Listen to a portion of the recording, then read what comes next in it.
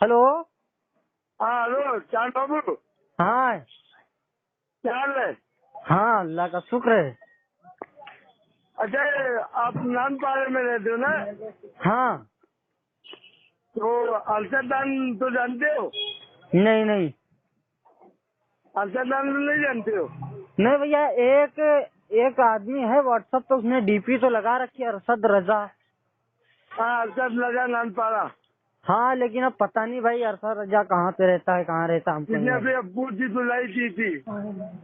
अबे भैया, तो धुलाई की थी तो गंदा हो गया होगा, तो धुल दिया होगा अप्पू खान ने उसको। अच्छा अब्बू गंदा भी हो जाता है? नहीं नहीं, देखिए, अरशद रजा गंदा हो गया होगा तो अप्पू खान ने मैंने उसकी धुलाई कर अरशद दी रजा होगी। ने धुलाई थी अब्बू की।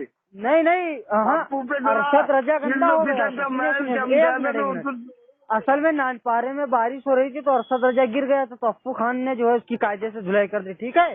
अच्छा वो